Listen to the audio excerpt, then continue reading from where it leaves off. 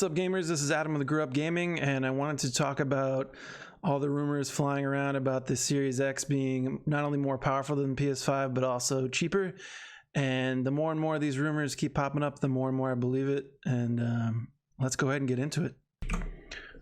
All right, so for the 900th time, there's been alleged leaks, this one coming from BGR.com, according to Chris Smith.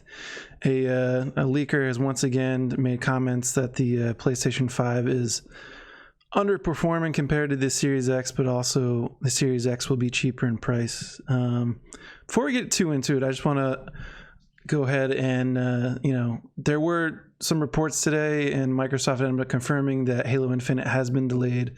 I think we can all realize for obvious reasons, with the graphics not being really up to par and them kind of going into damage control and then saying, oh, but the multiplayer is going to be free to play. I say go ahead, keep the time you need to make a quality product. Not really surprised there. But it was definitely a big hit for Microsoft not having that at launch with Game Pass and everything. So we'll see. I have a feeling some other things are going to end up being delayed. I'm still not totally sold on the consoles coming out this year, but Microsoft and Sony seem to be dead set on that happening.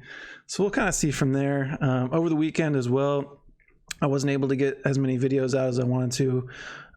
Sorry about that, guys. But there was a product placement that came out for controllers, and it mentioned the Series X and Series S. Series S is obviously the worst kept secret in the industry, so it's just a matter of time before we get an announcement about that. But there's been a lot of reports, including this one, saying that the Series X is going to be cheaper just because Microsoft is purposely going to undercut Sony just to try to get some of the market share. But let's get into this report here. Sony and Microsoft are playing the final moves in their cat and mouse marketing games ahead of the next gen consoles launching this holiday season. We know almost everything there is to know about the PS5 and Series X, except for what we want to know most. We have no availability details for either model, save that the generic holiday 2020 is the launch timeframe. Neither company revealing pricing or pre-order details for their next gen rigs, and it's unclear when PS5 and Series X prices will be announced. Yeah, I don't understand why we don't at least have some kind of August dates where the price reveals. This is getting kind of crazy. And there's some rumors that claim Microsoft is looking to undercut Sony, like I just said, and sell the Series X and Series S for less than Sony will charge for the regular model in the PS5 digital edition. I don't know, it's smart business sense if Microsoft can afford that, but I don't know if that's necessarily going to get much of the market share. I think we need to see more about games for that to really make an impact.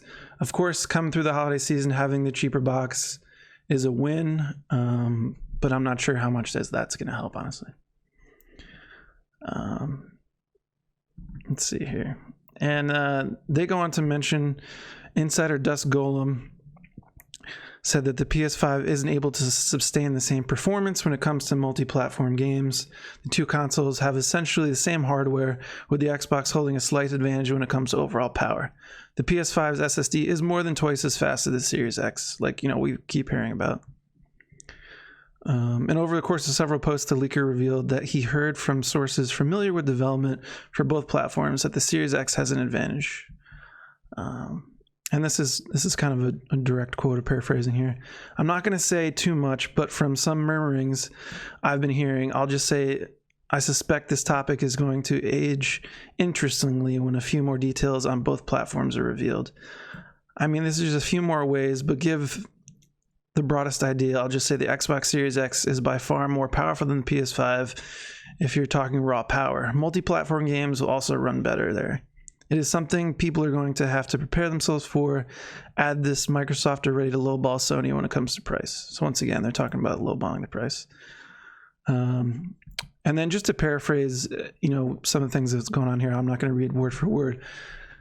He goes on to mention that the PS5 is a dream to develop for first party, for their games that are just developed for the PlayStation 5.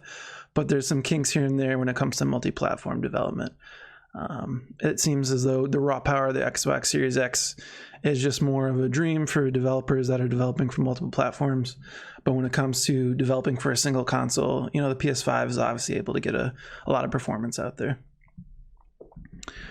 And then there's a few more things they say here. I was away doing stuff until recently, but just a few friends I have in the industry are working on games for both platforms, and a few other insiders I know. More than one source, the basic gist of what I've heard is that the PS5 is really good to work on games exclusive to it, but in practice, the specs kind of get weird for multi-platform games, just like I just said. And there's some wording here about PS5 allegedly having trouble running 1080p 60. I highly doubt that's really the case. Then he goes on to say, I was referring to an old build of Resident Evil Villages.